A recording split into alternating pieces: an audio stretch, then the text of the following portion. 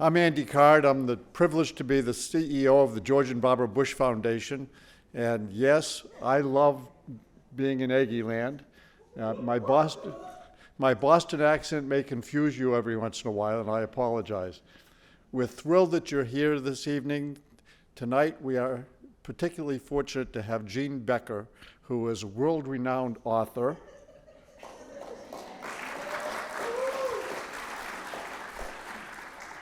She puts a heavy conscience on other people to help her write her books.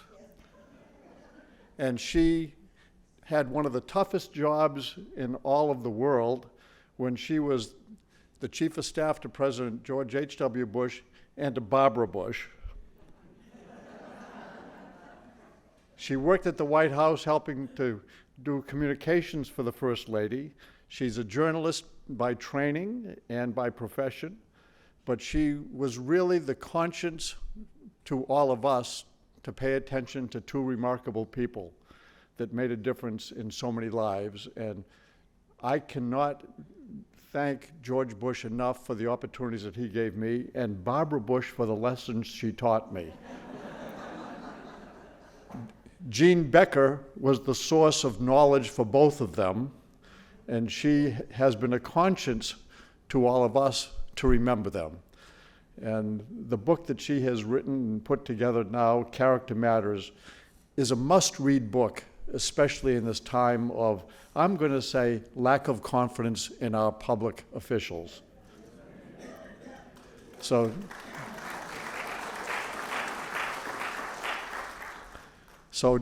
Jean Becker, who served for almost 25 years as Chief of Staff to George H.W. Bush after he left office, and really became the North Star for those of us who want to remember George Bush and try to live a life the way he did. He was most proud to be connected to Texas A&M. When George Bush was asked where he wanted his library to be, other people were answering for him, and they said Yale, Andover, Houston, Rice. His thumb was on the scale. I want to be in Aggie land, and he was.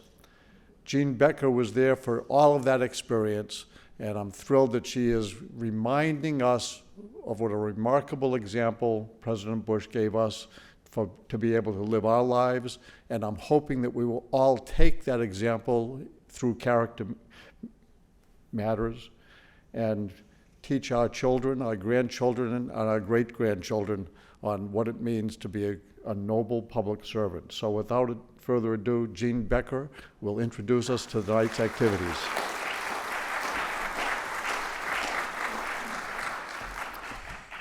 Okay, the best introduction ever. A shout out to Ann Brock, who had to run back to the green room because I forgot my book. We're off to a rough start. Okay, I'm going to jump right in there because we have a lot to cover. It has come to my attention that there are maybe 3 people here tonight, maybe as many as 7, who have not heard the George Clooney story. If you've heard it, shh. If you've heard it, shh. So here's the George Clooney story. It's one of the biggest fights I ever had with George Bush. After Hurricane Katrina, everybody here in Texas knows that a little hurricane called Hurricane Rita came ashore that tore up what was left of the Louisiana coastline, west of New Orleans, a little bit of Texas, and the poor people hurt by Rita weren't getting any help at all. Everybody was in New Orleans, the media, celebrities. It was hard for them to get attention. So this man named Richard Slushlag cold called our office in Houston. He was from Cameron, Louisiana, which is right on the Gulf Coast, and had been leveled by the hurricane. And the only thing left standing was the courthouse. And he said, could President Bush help us raise money to at least build an emergency room? If we had money, if we can just rebuild the emergency room and people had health care, we think people will start moving back to town. So President Bush said, of course. And we raised $1 million. And the week before Christmas, we're going to go to Cameron with $1 million check and help break ground for the new emergency room. And he's looking at the schedule. The governor was coming and the high school marching band, and He said, Jean, this is really boring. This is a boring event. And quite frankly, it irritated me. And I said, I think a former president coming to town with $1 million is not boring. He said, I have an idea. The scariest words the man ever said to me. He said, Barr and I have fallen in love with this great TV show. We watch it every night. We just love it. It's called ER. And he said, there's this really good-looking young man who I think is the star. His name is George Clooney. He says, why don't we invite George Clooney to come to Cameron, Louisiana with us? ER, ER. Do you get it, Jean? Well, here's what he didn't get. ER is no longer on TV. They're watching it in reruns on TBS. George Clooney is making all those ocean movies. He's People Magazine's sexiest man alive. And it's possible with attitude. I said to him, ER is no longer on TV. Every night. I said, sir, George Clooney is not coming to Cameron, Louisiana the week before Christmas. We don't know him. He's not in my Rolodex. His politics are way to the left of yours. This is not going to happen. And it's possible I stormed out of his office.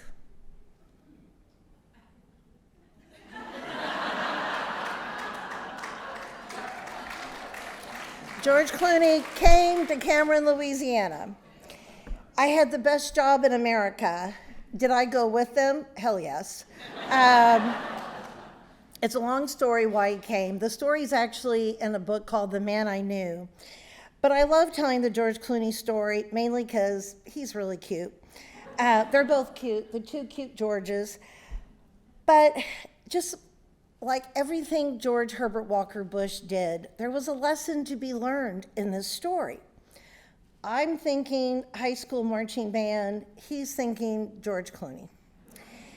He loved quoting hockey great Wayne Gretzky, who once said, you miss 100% of the shots you don't take. Take your shot. And that he lived that his whole life. So let's back up a bit. This story is not in Character Matters. It's in a book called The Man I Knew that I wrote a couple of years ago. This is my trick to get you to buy both books. Thank you to the two people who did that tonight. After he died, I wasn't sure I should write a book, but there were so many great stories to tell. And so I did. The family said, go for it. And as I said in the book, my life was never boring. Mikhail Gorbachev once told me to shut up. I'm oddly proud of that. And Tom Selleck kissed me. I know. But as I wrote The Man I Knew, I realized there was something much more important pouring out of my heart and soul about George Bush. He left us a blueprint of how to live a life well lived. Perhaps there is no better example of his servant's heart. I should add here that one of his more famous quotes was, any definition of a successful life must include service to others. And he didn't just talk the talk, he walked the walk. And maybe the best example of his servant's heart was his extraordinary friendship with this man. That would be William Jefferson Clinton, and the man who beat him in 1992. You might recognize Secretary James Baker is on the other side of President Bush. The two of them became friends. They teamed up and raised hundreds of millions of dollars in disaster relief. This is Galveston. They're on the beach of Galveston here after Hurricane Ike. They teamed up for Katrina, for Ike, a tsunami in South Asia. I hate to say this, they sort of loved doing disaster work. They hated the disasters, but they loved their friendship. Mrs. Bush called them the odd couple. They had some friends join them when, the next photo, Meredith, when Hurricane Harvey, okay, first of all, ignore the woman in the back of the photo. It's embarrassing that she looks like me. I would never photobomb the president. And this is embarrassing, but this is here. This is Reed Arena. This is backstage for a big concert they did for Hurricane Harvey, when Harvey dumped 40 inches of rain on Houston. In 24 hours, we sort of had miniature Hurricane Harvey last weekend, unfortunately. But all the former presidents came together. They all wanted to join and they all wanted to come. The original event that George Herbert Walker Bush planned, this is in October, Saturday night here. We were going to put up a tent at the library, and Larry Gatlin and the Gatlin brothers were coming. I let my other chief of staffs know that we were doing this event, and I said, but you don't have to come. We don't expect you to come. And President Bush did tell his son he had to come, but the other three didn't have to come. And President Obama's chief of staff called me and said he would really like to come. Is it okay if he comes? And by the way, he called Lady Gaga, and she's all in. Okay. We moved it to Reed Arena. We left the tent here. And I can tell you're country fans. I usually get a bigger reaction to Lady Gaga. When I told the Bushes that all of them were coming, all the former presidents, President Bush started crying. He was so touched that they were going to rally around him and his hometown and the state of Texas. When I told Mrs. Bush, she said, do I have to give them dinner? And the answer was yes. So my editor felt so strongly about some of the lessons from the man I knew that he asked me to write a second book. This book was my editor's idea. And I looked at him and I said, you do remember that he died at the end of the last book, and I couldn't figure out where he was going with this. Well, it really was a brilliant idea. I wish it was my idea. I'm really the convener of the book. I'm the narrator of the book. A lot of people contributed to this book, I think a total of 156.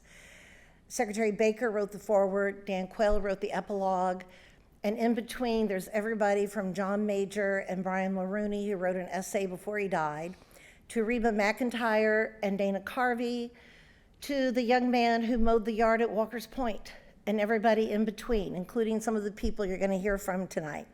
So before I invite the panel to come up, I'm just going to read you a couple of my favorite passages from the book. Most of the book is other people's essays. There's one chapter that is all his voice. It's speeches, letters, or radio addresses that he gave.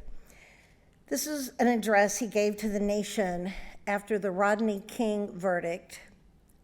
Most of you are old enough to remember the Rodney King incident. He was a black man who was beat up by white police officers in LA, and all hell broke out in LA when the police officers were found not guilty.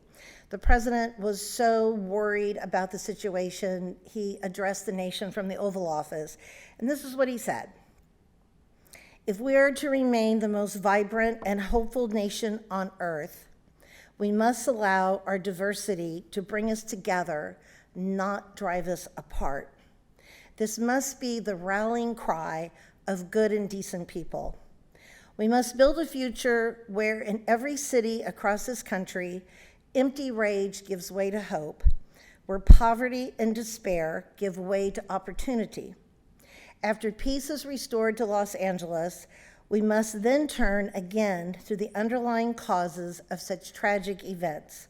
We must keep on working to create a climate of understanding and tolerance, a climate that refuses to accept racism, bigotry, anti-Semitism, and hate of any kind, anytime, anywhere.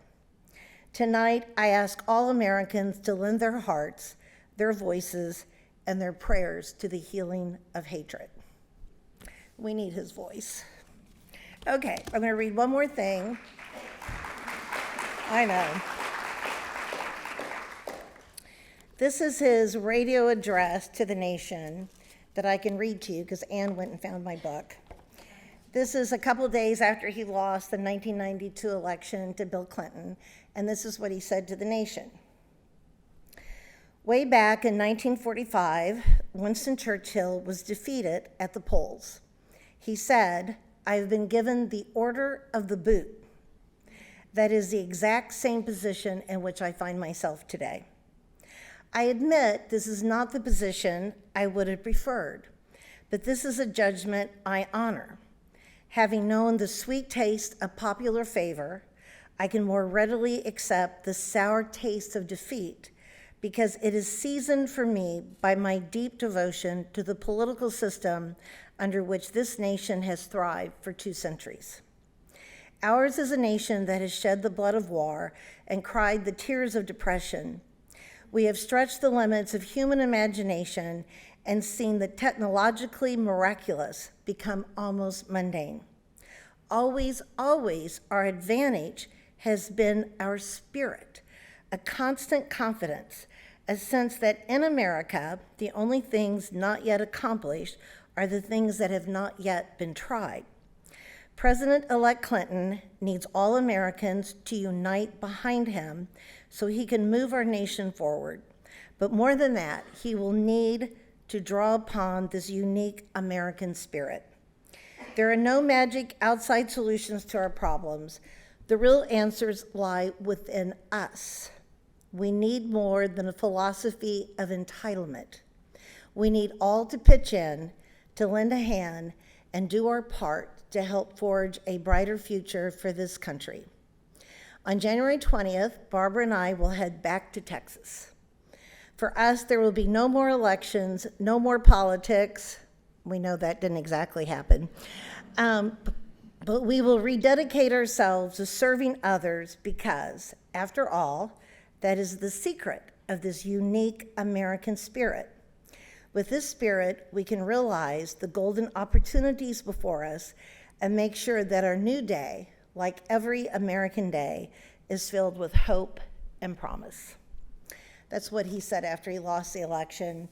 I miss him every day. And again, we need his voice more than ever. That's why I wrote this book. And on that note, I'm going to invite my fellow authors to join me on stage. I'm going to let them tell you who they are. I don't think you've heard of any of them. Could Andy Card, Chuck Hermann, Fred McClure, and R.C. Slocum, I know these are total strangers here in Aggieland, please join us on stage.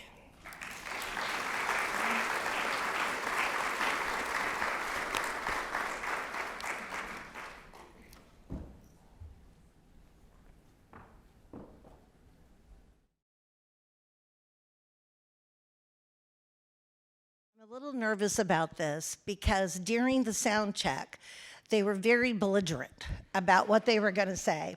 So I'm going to let each of them introduce themselves and explain why they're here.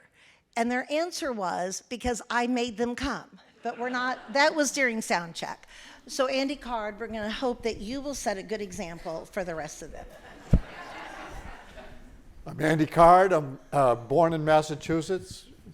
Just moved down to College Station, Texas from Jaffrey, New Hampshire. This is my 3rd or 4th stint coming to Aggieland, and yes, we love Aggieland, and this is going to be our forever home, and we're proud to be here.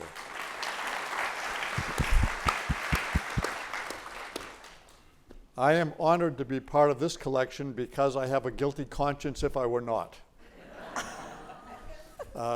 President Bush became more than a friend, more than a mentor. He was the North Star in pointing the right direction to me, and I experienced many more opportunities than I would have dreamed of. I'm an engineer by training, I'm a politician by disease, and it's incurable. And I was an academic by accident. But I've had eclectic opportunities that I would never have predicted, served 3 presidents working at the White House and wouldn't have been able to vote for one if it weren't for George H.W. Bush. He changed my life, and my wife has been a partner in every journey that he sent me on. So thank you very much. I don't want to embarrass Andy, and I don't want to hurt Chuck and Fred and RC's feelings, but your story in the book, which he didn't share tonight, you're going to have to read the book. Your story, Condi Rice's story, and Maureen Dowd's story is you all are in stiff competition to be everyone's, of all the emails I'm getting, your stories are among the favorite. I know you all are in the top 10. I'm fairly positive. Andy, before we move on to Chuck, what photo are we looking at? That is a picture of me taking the oath of office to be the Secretary of Transportation under George H.W. Bush. I had served as Deputy White House Chief of Staff, and Sam Skinner, who had been the Secretary of Transportation, became the Chief of Staff, and I was nominated by the President to become Secretary of Transportation. I tried to talk him out of it and told him he needed an Asian, Spanish-speaking woman from California. And he said he wanted me, and I said, but you can't win Massachusetts. And he said, I want to win with you. So I ended up being the Secretary of Transportation. And that's my wife, my eldest daughter, Tabitha, then my daughter, Rachel. My son, Andrew, was the youngest person in the photo, and my daughter, Tabitha's then husband, Troy Mueller, is standing next to my wife in the Oval Office. Thank you. Thank you, Andy. Okay, Chuck, who are you? And why are you here? So howdy. Howdy. I'm Chuck Hermann, retired professor, and was the founding director of the Bush School. And what I want to share with you is simply this. When Texas A&M bid to sitting President Bush to put his library here, they wrote a 20-page proposal to submit to him. But they also submitted a separate proposal. It was almost as long, I think it was about 18 pages, for creating a Bush School of Government and Public Service. It was a really well-crafted, I had nothing to do with it, well-crafted proposal. But when push came to shove, and they actually had to deliver, frankly, the vision of the school was a little modest. We had no faculty of our own.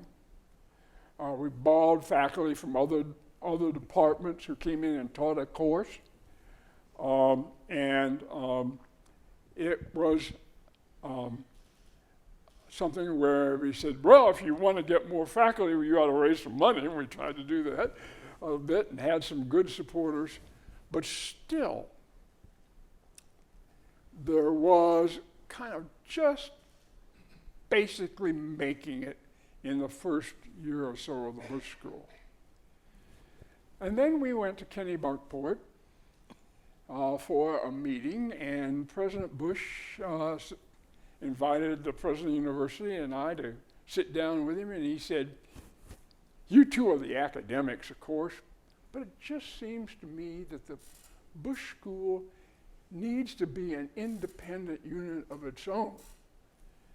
And Ray Bowen said, well, you have to understand, the smallest school unit at Texas A&M is the college. And our smallest college is geoscience, and has 3 departments, and it has 120 faculty, and over 3,000 students are enrolled. And how many are in the Bush School? But so the president says, well, just how much would it cost to make the Bush School make the school an independent unit? Well, ladies and gentlemen, a figure was mentioned, and the next year, the great state of Texas, in its allocation of resources to Texas A&M University, included money for an independent Bush School. So I can really say that the Bush School that we know as today really would not exist if it hadn't been from President Bush. But that was just the beginning. He loved to come to the Bush School. And he would say, can we take some students out to dinner? Or why don't I bring so-and-so in to talk to the class? So-and-so, like Gorbachev. Did he tell them to shut up? No. And there's a horseshoe pit right by the Bush Schools, and students quickly learned that if he was in town and they would go out and pitch horseshoes, he'd be out there with them. The problem is, he's very good at horseshoes. And he came in and talked to classes.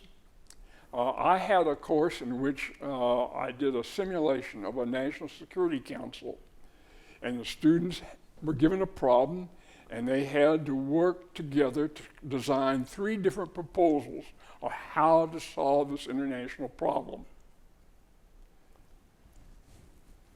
So one of my tricks was to call on President Bush and say, Mr. President, I know this is a challenge, but would you mind playing the president in my class simulation? And he would. And he would ask questions and nod his head and then ask another question and ask another question. But he would do that and participate in the class.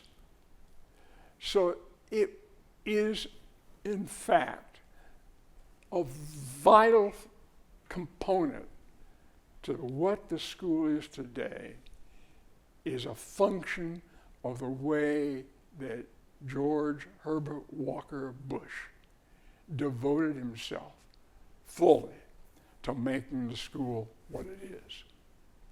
Thank you, Chuck. That's, I'm going to add something quickly, and Andy and Fred know this better than anybody because you worked for him for so long. He was one of the most Machiavellian people I ever met. He had a way of getting his way. I mean, let's face it, the unification of Germany, that was a great feat. We're not going to talk about that. But him getting the Bush School to be independent, if you take me out for a drink, I'll tell you the real story about Bob Gates becoming president of A&M, but it requires a drink. But one of my favorite stories about him, he wanted to go on the Queen Mary. It was on his bucket list, and his wife was totally opposed to it. Barbara Bush said, no, we're not crossing the Atlantic Ocean on the Queen Mary. I'm not going. And then he sat down with her. He'd already bought the tickets. He'd already invited people. And by the end of the conversation, she thought it was her idea. I love that you tell the story of him making sure the Bush School was independent. Okay, I have to do a shout out to Fred and Harriet McClure. I'm shocked that Harriet's here. They're moving tomorrow. And the fact that they came to Harriet, no, they're staying in town. They're just moving to a house, but they're moving tomorrow, so thank you for coming. And Harriet, thank you for coming. So Fred, except for trying to get out of packing, why are you here? And who are you? You made me do it. Howdy. Howdy. It's great to see all of y'all tonight. I want to put some legs on this story that Chuck just told. There was, when the legislature took the action that it did that resulted in us having a little extra bump to make the independent nature of the Bush School, $3 million. take it and kind of moving it away from liberal arts, which is where we originally had to establish it. There was some guy named George W. Bush who was governor, and some guy named Bob Bullock who was lieutenant governor, and between the two of them, they made things happen. And Bob also became a great supporter of the Bush School, and we on the Board of Regents at the time were kind of pushing and nudging things along as well. And Chuck did a wonderful job in helping breathe life into why the president chose ultimately to put the library here and the museum, and because of the fact that he wanted to create this living legacy that we now have at the Bush School. And so this guy had a whole lot to do with it, and current leaders and those who have been in between have helped make this a reality. I met George W. Bush actually before I met George H.W. Bush, but on January 20th, 1979, on Congress Avenue in Austin, Texas, was when I met George H.W. Bush. Then he was Ambassador Bush and running for president. And my then mentor and boss, a guy named John Tower, said, "Fred, have you ever met George Bush?" And it's like, "No, Senator, I have not." He goes, "Well, you need to." And so we met there on Congress Avenue on that January 20th, and 10 years later, we were in the White House, and it's just a wonderful story and a wonderful memory as a result of it, and many stories, many of which, like Jean, I can't tell you. Will you tell it I over will a tell beer? one. I'm sorry. What about, I offered just a beer for me to tell the Bob Gates story. No, you didn't say beer. You said a drink. A drink, okay. You went All something right. more serious than that. I will tell you though. I will tell you about the story that Jean chose to include in her book. Back during the 1990 time frame, the Supreme Court of the United States had taken an action having to do with the Civil Rights Act and changed the burden. It was a very technical change, but changed the burden of proof under Title IX. And what had happened was the burden of proof was shifted from one party to the other. Businesses were getting all upset about it. Plaintiffs' lawyers were getting really excited about it because by this changing of burden of proof, it was going to put some heat on the businesses who were going to have to then say that they were either in compliance with the Civil Rights Act or not. The legislation was affectionately, appropriately, called the Civil Rights Act of 1990, as though we were about to make some huge changes. And what was happening was just an effort to try to move the needle in terms of who had responsibility for proving what. And businesses were basically telling us that ultimately we're going to go to quotas, and you don't really want quotas, but we're going to have to do quotas because that's the only way we're going to be able to keep up with the numbers and be able to defend ourselves. Well, Congress, which was of a different political persuasion than the president, both the Senate and the House, created a scenario where this bill got a lot bigger than it had intended to do. And ultimately, the reason for it to begin in the first place. And ultimately, the president had to issue a veto message. And it was not pleasant for the president, who had been in some tough situations before having to do with race relations, i.e. the Housing Act, when he was a member of Congress, the Fair Housing Act. But it really, really looked bad for him to be vetoing a thing called the Civil Rights Act. And then he did, and the veto was sustained. Congress came back again. President stuck to his words, the original words, but he was beginning to get a little bit worried about it. But he vetoed it again. And once again, we were able to sustain the president's veto. And so now it was coming around a third time. And one day I was sitting in my office, and I got a phone call from some of the Secret Service agents out at the Northwest Gate saying, "Fred, there's a bunch of people out here who want to see you." And I said, "What do you mean, like a bunch of people?" It's like, "Well, there's these folks, these congressmen who are out here to see you. It's the Congressional Black Caucus." So a large delegation of the members of the CBC had come out to the Northwest Gate. They didn't give me any forewarning. They didn't tell us. The press was there, of course, and the press was there, and they brought a big stack of petitions about this tall, and it was like, "No, we want to see Fred." Now, I was the highest ranking black person on the president's staff at the White House, so, and plus my job was to deal with Congress, so they knew who it was, but it kind of created this picture that they were trying to create. And so I take this very long walk from the West Wing, very slowly up the driveway to the Northwest Gate. And I go outside, and the Congressional Black Caucus presents me with this stack of petitions. I thanked them profusely, and I was very nice to them. And I took the stack and brought it back to the office, and then proceeded to tell the president and to tell our chief of staff and some other folks who needed to know. The president was going to Camp David that weekend, and generally, when he's away, we kind of think things are going to slow down and maybe he's not going to bother us. But anyway, what happened was this particular morning, and when a president travels, the United States Army is responsible for his communication. And so some sergeant somewhere in White House Signal had gotten a phone call from the president who said, "Get McClure on the phone for me." And the White House Signal calls me at the house. I'm still asleep. I'm in bed. It's like early on Saturday, and like very early on Saturday, and I pick up the phone, and it's like, "Mr. McClure, this is White House Signal. will you take a call from the president? I always wanted to say no, just one time. But I never did. So I kind of, get my act together, and the president, I get on the phone. He goes, Fred. Yes, sir, Mr. President. How you doing? We go through the greetings. Did I wake you up? Yes, Mr. President. That's okay. It's all right. He goes, well, have you seen the paper yet? No, Mr. President. I just woke up. He goes, well, when you see it, I've got mine up here at Camp David already, and I've looked at it. What the president was seeing, I was on the front page of the Washington Post, above the fold. That's not a good place to be. Above the fold with the Congressional Black Caucus presenting me with this petition, or these petitions, to ask the president not to veto the legislation and to sign it into law. And the president was concerned about it. And so he wanted to talk to me about it and to see how I was doing.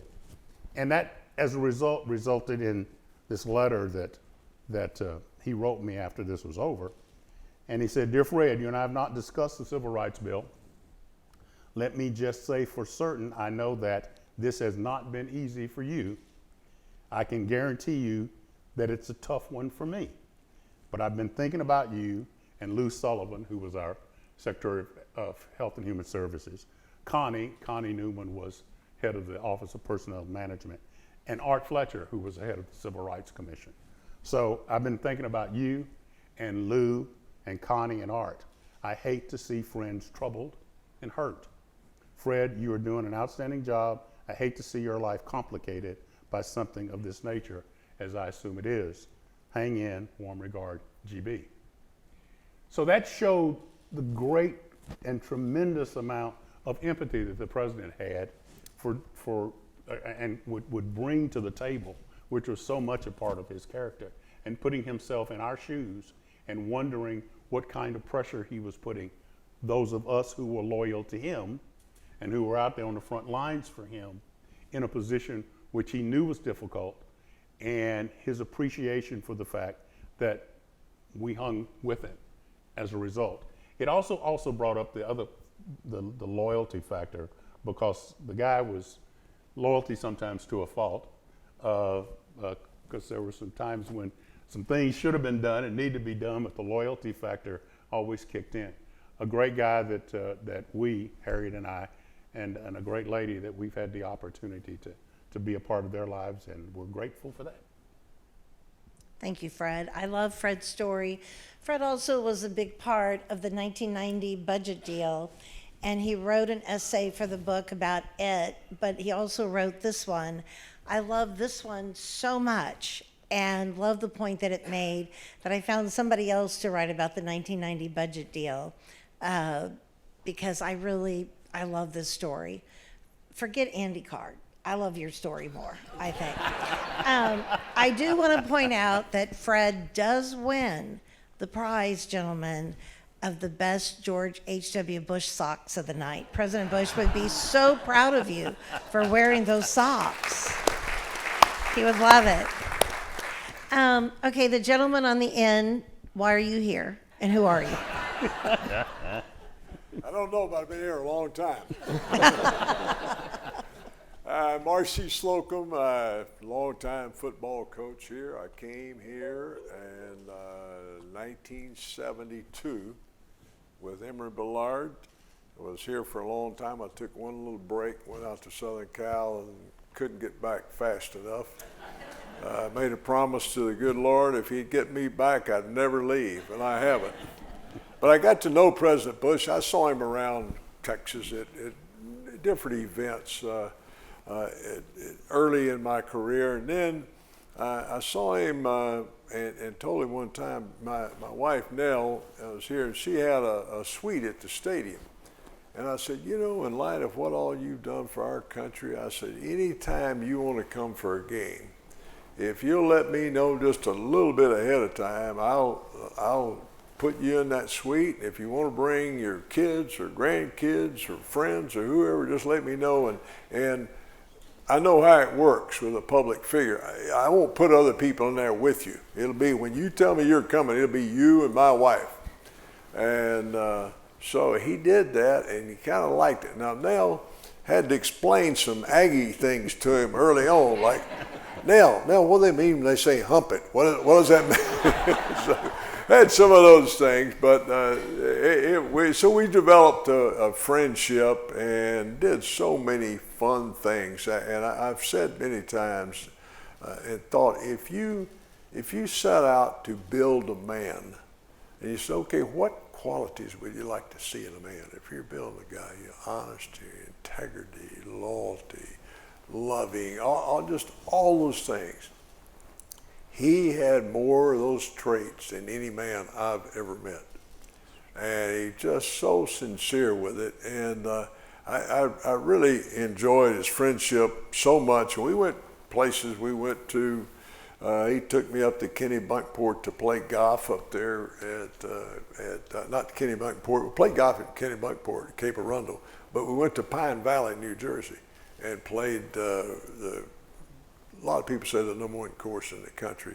Stayed there in a little cottage and played, and I've got the story about the luncheon, the breakfast the next morning in the book, about going in there, and we got our golf game, and we were all excited about it. Got two more gentlemen there with us, and we were talking about it. And so a lady came over, an older African-American lady came over, and you could tell she's a little nervous about coming over with the former president. So we were out in the middle of our golf thing. So he stopped everything and turned and said, "How are you doing today?" And he just started talking to her and everything. And so then we got our breakfast ordered, and a little bit, she came back to check on us. And he says to her, "Do you have your son or sons or grandsons, anybody play golf? You think they'd like to have a golf ball? I got some balls out there in my bag, I'd autograph for them." She said, "Oh, Mr. President, they'd love that." So he sent the Secret Service guys to go out in his bag and get balls, and he autographed those balls. And wherever that lady is today, or her kids are, she will remember the kindness that he showed to her that day and made her feel so at ease. And so he just did things like that. And one of the stories that's not in the book, I told Jean that I think speaks a lot to him. So in 2002, after being here a long time and having some success, I was the 6th active winning coach in college football. But anyway, I get fired. And so, and I'm not going to do like a lot of those people. Well, I decided I went over to speak one time in Georgia, and a guy introduced me. He read this great, beautiful resume thing, introduced me as a speaker to still. He said in 2002, a coach decided to retire, and went in there, and I got up and said, "Man, that was a great introduction. I appreciate that so much. There's just one little thing about this not right. I didn't retire. I got fired." So anyway, getting through that, the thing that was really helpful to me, the day after that, Mark White, the former governor of Texas, called me. He's a Baylor guy. Called me 7:30 in the morning about going to Baylor. He said, "We'll pay you more than A&M was pay you." A little while later, Drake McClain is on a business trip in New York. He calls me about going to Baylor. University of Houston calls. I was getting all these calls. Then I got a call from President Bush. Hey, Coach, and he had already called me once. He said, "What are you doing? What are you doing tomorrow?" I said, "Oh, I don't know right now." He said, "Why don't you come down here and play golf in the morning?" And it was the last thing I wanted to do at that time. I just I was still collecting thoughts, trying to decide. He said, "Come on down, So I go to Houston. We play golf out at Shadowhawk. And, I was kind of distracted, and there are a lot of things I would have rather been doing. So we got through with the golf. Then I found out the real reason for the phone call. He said, "Let's you and I go outside out here on the back. They got a little table out there. Let's go out there and have some lunch, have a drink." I said, "Okay." And so we go out there, and he starts, and he said, "Look," he said, "I know how you feel." He said, "I appreciate you coming down." And he said, "I trained my whole adult life to be the president. And I finally got to the point I was the president. And I thought I was doing a good job. And they booted my butt out of there."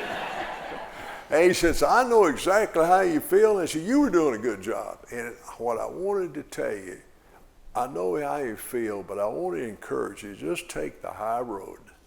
Take the high road and go on with your life, go on, and you will be given credit in time for the job that you did. So I thanked him for it, and I drove home, and I would hope that I would have taken a good approach after that. But his talk meant so much to me. I thought about it all the way home, and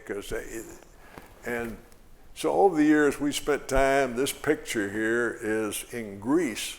We got to go 3 summers. We went on the Bush family vacation to Greece, and just had more fun. I couldn't even describe to you that those trips were so just unbelievable. So, and I've had a whole lot of fun. I've had 2 stints now as the interim athletics director. And they have this deal, E. King Gills, the old Aggie guy coming off the bench. And so I've had 2 times I've come off the bench to be the AD. But anyway, it's all been great. I had offers, like I mentioned, to go several other places. And I said, my kids are Aggies. I got grandkids. I was honored in Houston in November at an event. And in there, just my immediate family. I had 16 A&M degrees in that immediate family. I was the first in my family to go to college. And I had all these bright young kids, grandkids, daughters-in-law, and those kind of things. So I really, really appreciated, admired. It was so illogical. And he and I talked about this. I grew up in Orange, spent some time in the projects as a youngster, first in my family to go to college. He had a totally different background back east. But he was the kind of person, none of that mattered. And one of the things, we played golf out here one day, and we got there, he said, "You want to get a hamburger?" I said, "Yeah." He said, "You know a good place?" I said, "Yeah, I know one real good place. It's not fancy now." He said, "That's fine, no problem." So we go, you local people know Copy Bridge out here. It's not fancy, but it's really good hamburgers.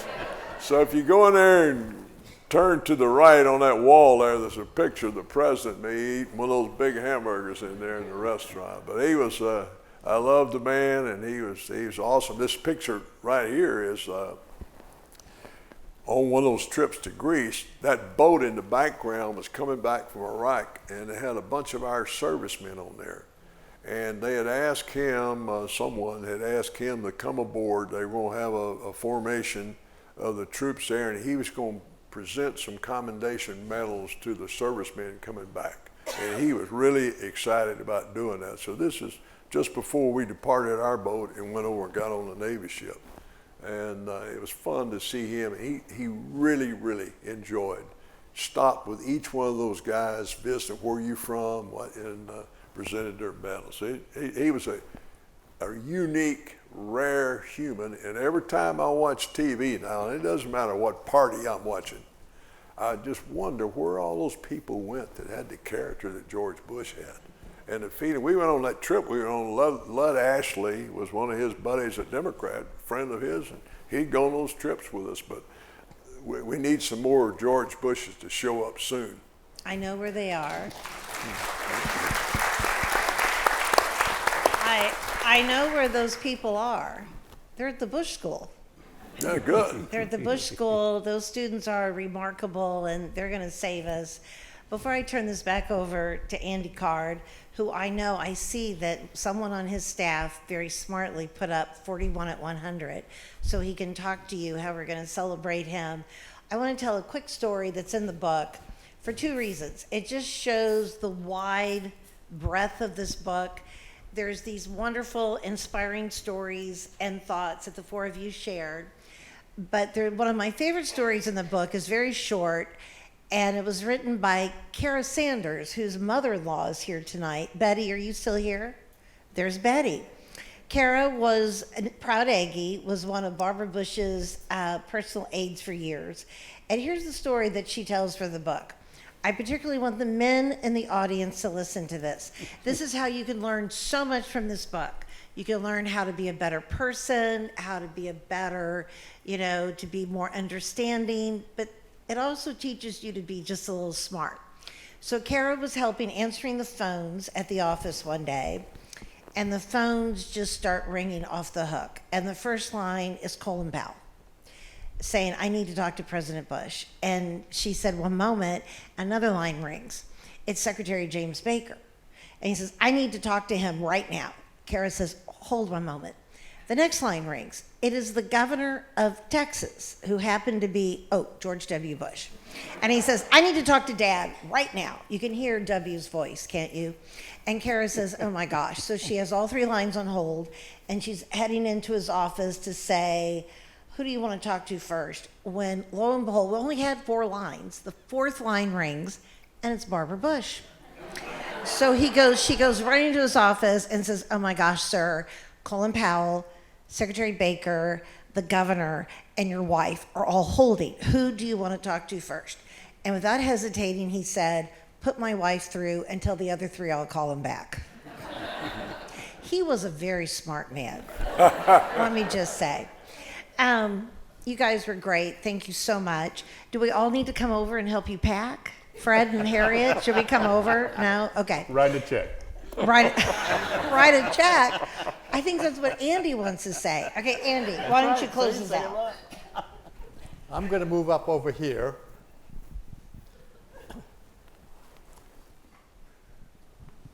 Those people have a conscience for George Bush. Jean Becker is the biggest conscience for George Bush. But the truth is, all of you have a conscience for him as well. And 41 at 100 is a celebration. George H.W. Bush would be 100 years old June 12th, 2024, this June. He will be here to celebrate it, 6 feet under. The fact that we're celebrating him is really not about George Bush. It's about the legacy of President Bush. And the legacy takes 2 forms. And he would describe them this way. If you want to know what I did in the experiences I had, go to the library. It's all there. The decisions, the letters, the interviews, the car, the boat, the national security decisions, the Oval Office, Camp David, the gowns, the state dinners, it's in the library. Go see what I did. I can't change a thing. The good, the not so good, it's all there. I want people to be able to see that so that they'll know a little bit about me. But what I really care about is the legacy that's coming out of the Bush School. It's the only graduate school named Government and Public Service. He wanted that name on the building, Bush School of Government and Public Service. He was calling people to service. And he wanted an eclectic faculty. Chuck Hermann certainly gave us the first eclectic faculty, and we still maintain an eclectic faculty there. Yes, there are real PhD professors. There are also practitioners who have done the job. Jim Olson, right at the top of the list, a true national hero. But it's the graduates of the Bush School that are the living legacy of President Bush. It's critical that the living legacy actually be more engaged than those of us who go see the paper legacy in the photographs. Because the future of the country, we would like to see modeled after George H.W. Bush in his passion. Fred described it very well. George H.W. Bush, I think, number one, he was the most successful one-term president.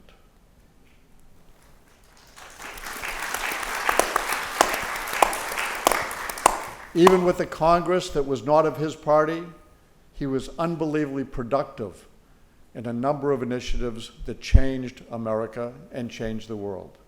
You know what he did when the Berlin Wall came down. You know how he helped make sure the Cold War ended without a hot war. He actually went to war because he said what Iraq did to Kuwait would not stand, and he built the largest coalition in the history of the world.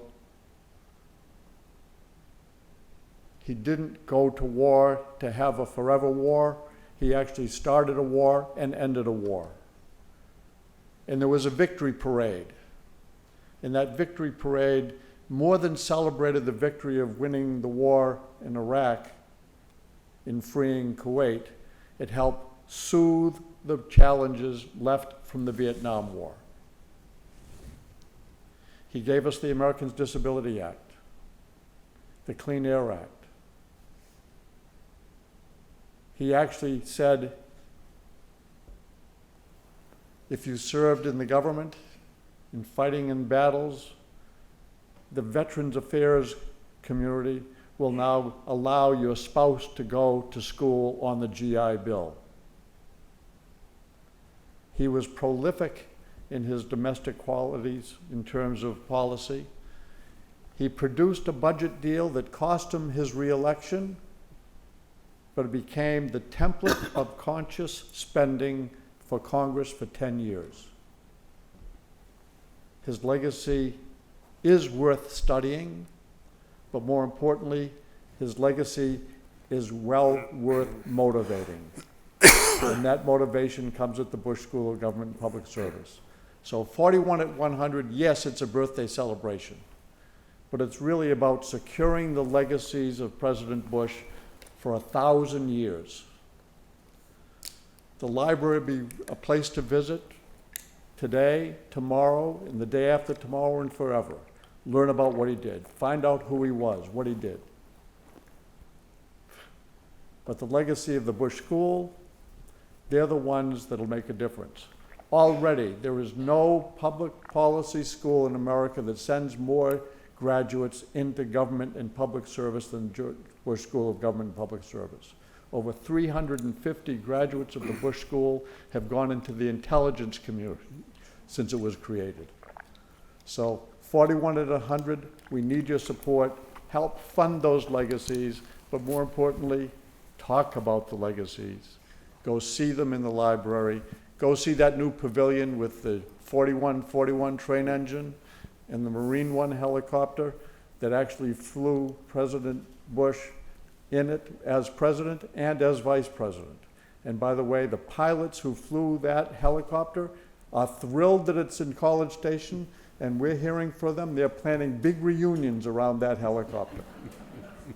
So 41 at 100, June 11th is going to be kind of a reunion day and a reflection day on all that President Bush did. Lots of people will be coming to town. Lots of people will have been in town for a soccer match just before that. And then I'll be getting ready to go to Omaha to see what happens with the baseball team. And then we're going to have a birthday celebration on the 12th, and President George W. Bush will welcome us to that celebration. We'll get into the pavilion for the first time. And then on the 13th is Community Day at the library in the Bush World. We hope you all will come register for Community Day. It's going to be great entertainment, great reflections, lots of wonderful people, and more than that, your conscience will be clear because you've helped support the living legacy of President Bush. So that's the advertisement, 41 at 100. Our goal is to raise the money to keep the Bush Foundation able to support the library, which is being very ably run by a new executive director, Don Hermann. And Bob Holtzweis is right here. He's the conscience for everything that's there in the library. But more importantly, pay attention to the Bush School, fund a scholarship, fund a teaching opportunity for a practitioner, help find a chair to be teaching us economics or history or philosophy. Sleep well tonight because you wrote a check this morning. Thank you and God bless you.